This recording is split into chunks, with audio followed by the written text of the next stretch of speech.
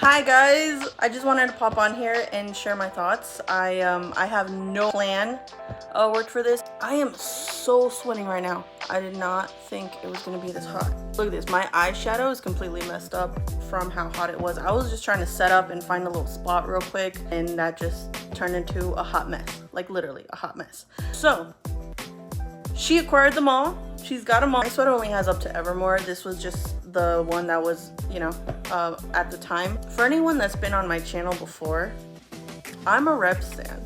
My favorite album was Reputation.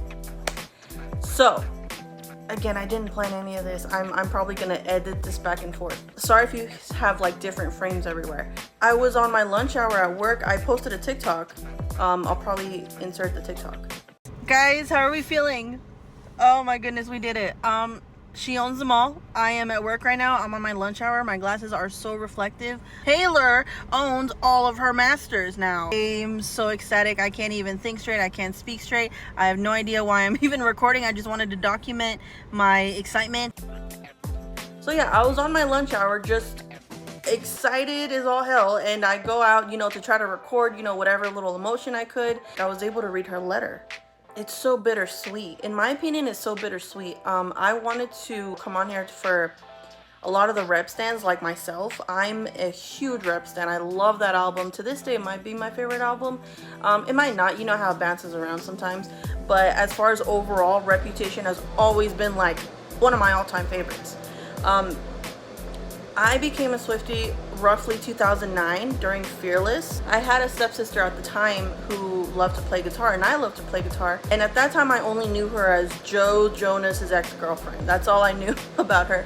And then she taught me a Love Story, Hey Steven, and I want to say the third song was You Belong With Me. I bought the Fearless album, the Platinum Edition, which I still cannot find to this day. I said that in my very first video that I ever uploaded. Literally have all of my other CDs here, which I'll show you in a second. That's when I went down the Taylor Swift rabbit hole.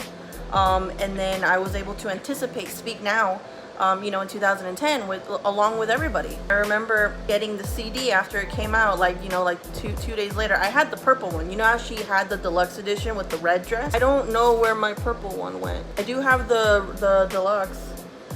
Which I got that at a later time. Oh my god, my hair looks like complete trash. I promise I'm not a bum. Natural lighting might have not been such a good idea. Anyway, I can't remember which award show it was where she went up to get her award for, I think it was either Mine or Mean off of Speak Now, and I remember the speaker person saying that that was the first of her albums to sell over 1 million copies in the first week. And then I remember my stepdad looking over at me. He was like, "You were part of that, right?" And I thought, yeah, I was. And that was kind of like my complete, Swiftie initiation moment, if that makes any sense. And now here we are.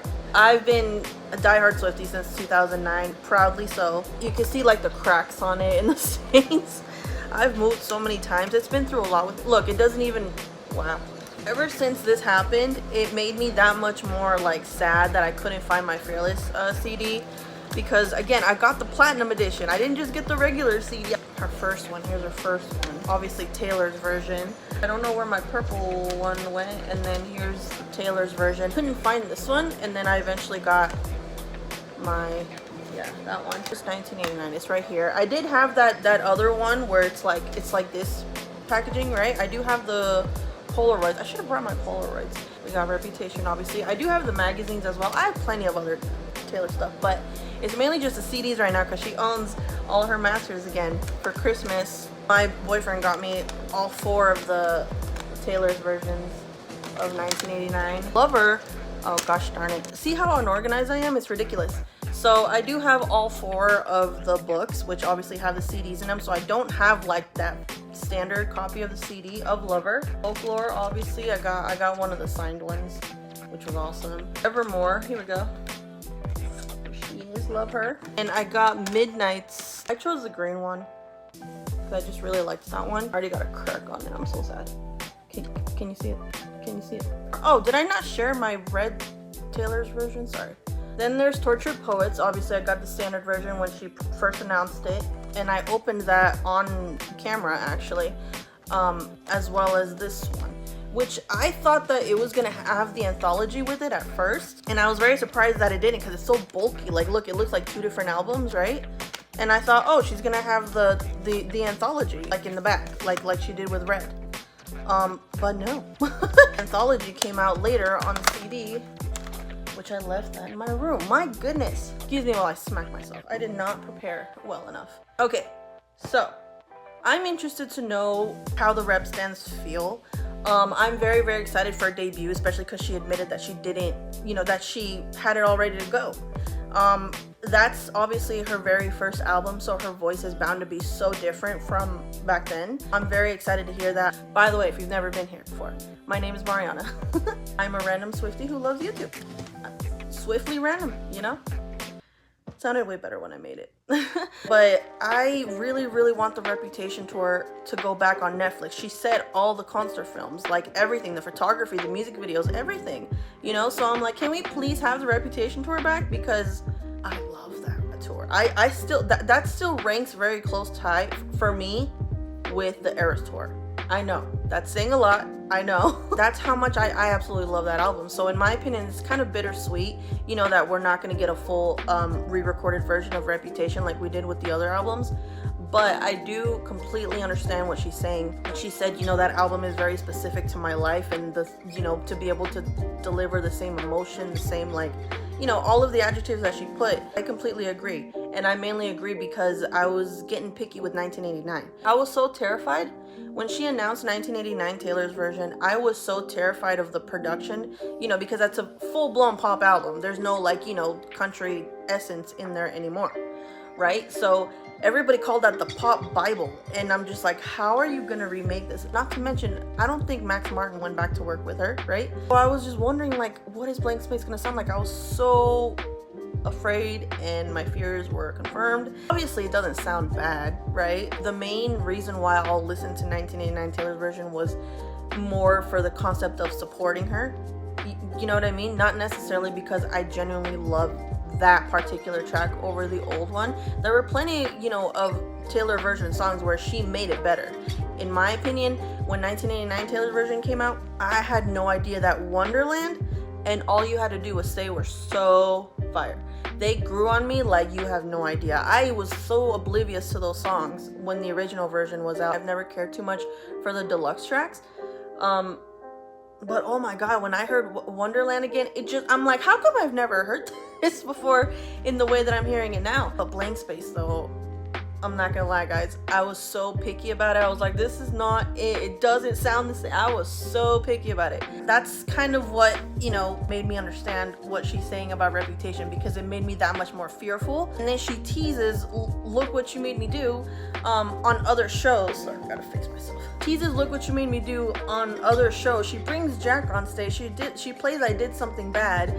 I thought she was keeping up the suspense. I thought she was just gonna drop a bombshell on us. And then she tells us that she hasn't even recorded even a quarter of it. Really? When I read that, I was about to drop my phone, like, seriously? It's not even finished? We thought you had everything done, and you were, just figuring out how you wanted to go about releasing and promoting them. But no. I think that we should now all send Taylor our bills for all the clown makeup that we put on. That is a joke, guys. That's a joke. I was one of them. I didn't clown as hard as the other ones. I know that the most recent theory was like May 26th or something like that. I didn't hop on that. Like after the whole golden outfit, for Reputation at the Eras tour, after she didn't announce anything after that, I'm like, I'm just gonna wait till she legitimately says something.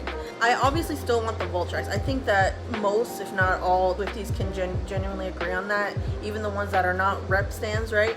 We still want to hear those Volt tracks. Please do not deprive us of that. Please still give us the Volt tracks. Please. I would happily accept the whole album, but I completely understand where she's coming from. Because she got him back. There's no way you're going to be able to remake that running off and never saying sorry off of Ready For It. Like, I love how she delivers the vocal attitude of the second verse. I love it. Like when she says the word running, I love it so much. She's not gonna be able to make that. It's just not gonna happen. The vault tracks, however, are a different story. You know, we haven't heard them before, so there's not really another OG song to compare it to. For debut, I'm genuinely excited to hear how, you know, it's gonna sound. I think I already said that. My favorite song from debut is Mary's Song, because that's literally like the pre-love story. You know what I mean? Like, a lot of people are impressed by Love Story and how it's a literal story, not just the title of the song. It's a story.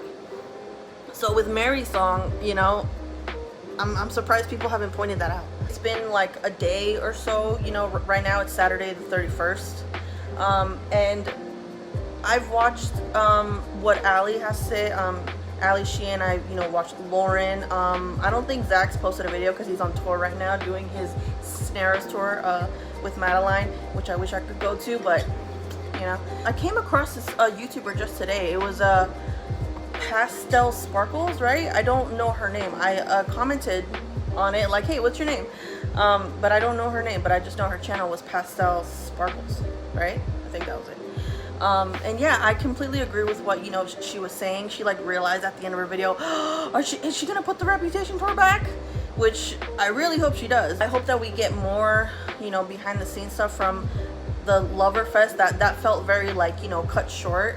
And as far as a documentary, please, I think we need, you know, like an updated documentary on her journey, especially given everything that's happened to her in the last couple of years.